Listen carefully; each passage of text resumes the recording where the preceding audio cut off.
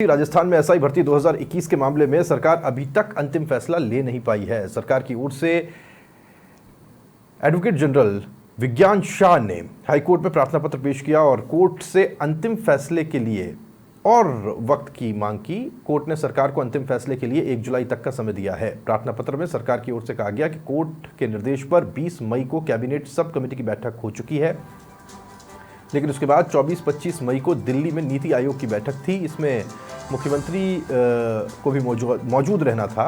ऐसे में मुख्यमंत्री स्तर पर विचार विमर्श नहीं हो पाया और अंतिम फैसला नहीं हो पाया है।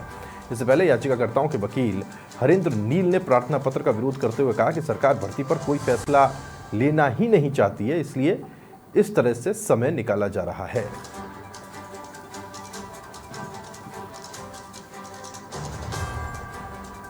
और यादवेंद्र मेरे सहयोगी मेरे साथ जुड़ गए, जानकारी उनसे लेते हैं। यादवेंद्र, ये और वक्त की डिमांड की गई थी और कोर्ट की तरफ से ये वक्त दिया भी गया है। देखिए राहुल, निश्चित तौर पे सब इंस्पेक्टर भर्ती परीक्षा 2021 और देखिए पूरे प्रदेश में अभी तक घमासान मचा हुआ है।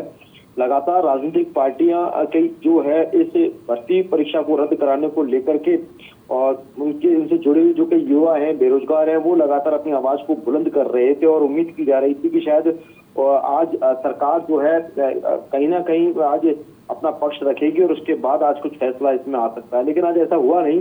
सरकार की ओर से एडिशनल एडवोकेट जनरल विज्ञान शाह ने सुबह ही आज एक प्रार्थना पत्र पेश कर दिया और इस पूरे प्रार्थना पत्र में कुछ दलीलें पेश की गई और जिसमें ये कहा गया कि सरकार के पास अभी वक्त नहीं है, क्योंकि कुछ ऐसे सरकारी कार्यक्रम चल रहे हैं और उन सरकारी कार्यक्रम में लगातार सीएम की व्यस्तता है और इसी के चलते क्योंकि चीफ मिनिस्टर जब लगातार यहाँ पर है नहीं और दिल्ली में लगातार उनकी आवाजाही हो रही है, तो और जब ऐसे पूरे मसले को निपटाने के लिए, इसके निस्तारण के लिए एक सब कमेटी जो बनाई हुई है उसको जो है उसमें फैसला लिया जाना है।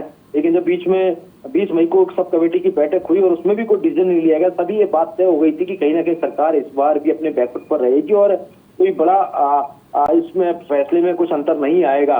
यानी कहीं ना कहीं उनको समय चाहिए इस पूरे मसले पर विचार करने के लिए और वही हुआ।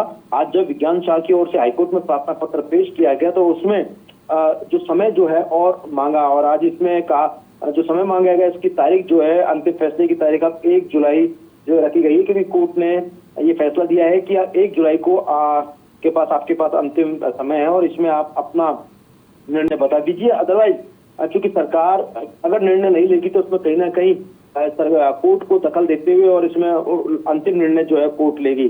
और देखिए जब कोर्ट जब निर्णय लेगी तो कहीं ना कहीं उसमें दोनों पक्षों को भी नुकसान झेलना पड़ सकता है। हो सकता है कि सरकार को नुकसान झेलना पड़े और कुछ याचिकाकर्ता जो हैं उनको झेलना पड़े और जो पक्ष के जो अभ्यर्थी जो हैं उनको भी नुकसान झेलना पड़े। तो ऐसे में हाईकोर्ट लगातार बार बार दलीलें पेश कर ये बात कह रहा है, सरकार को फटकार भी लगा रहा है। और जब आज ये सुनवाई हुई तो उसमें याचिकाकर्ता के जो वकील जो है हरेंद्र नील, उन्होंने जो प्रार्थना पत्र सरकार की ओर से लगाया था उसमें साफ तौर पर कहा कि सरकार जो है इस पूरे मामले पे किसी भी तरह का कोई फैसला नहीं लेना चाहती है और इसी के चलते ये युवाओं के साथ एक बड़ा कुठाराघात है। तो ना क्योंकि जब फैसला नहीं ले रही है तो इसका मतलब समय निकाला जा रहा है, तो समय निकालना चाहती है और इस तरह की दलीलें बहस जो है कोर्ट में हुई। तो ऐसे में प्रार्थना पत्र का जब विरोध किया गया इस पूरे मसले में तो उसके बाद कोर्ट ने बड़ा डिसीजन लिया और 1 जुलाई का जो है अंतिम समय जो है इस पूरे मामले पर रखा है। उम्मीद करते हैं 1.5 महीने का जो वक्त है, इस 1.5 महीने के बाद में किस तरह के हालात पूरे प्रदेश में बनते हैं वो एक देखने वाली बात होगी और सरकार उस पर किस तरह का निर्णय लेती है, उस पर जो विचार विमर्श जो है वो किया जाना, उसके बाद वो किस तरह का पक्ष जो है कोर्ट में रखेगी, ये देखने वाली बात होगी। लेकिन 1.5 महीने का वक्त है, अब ये चीजें निकलती है। लेकिन राहुल यहाँ पर ये भी देखने वाली बात है कि सड़कों पर जो लोग उतर रहे हैं वो भर्ती को रद्द करने को लेकर के कर रहे हैं। हमने देखा कल आरएलपी के जो संयोजक हैं जो हनुमान बेनीवाल, उनके समर्थक जो थे, देखिए आप कितनी भारी संख्या में एक विशाल रैली जो है वो यहाँ पर आयोजित की थी। शक्ति प्रदर्शन था और ये बता रहा था कि युवाओं के साथ किसी भी प्रकार का कुठाराघात जो है वो नहीं झेला जाएगा और इस पूरे मसले पे इस सरकार को जो है इस पूरी भर्ती परीक्षा को रद्द करने के लिए अपनी दलीलें कोर्ट में पेश करनी चाहिए।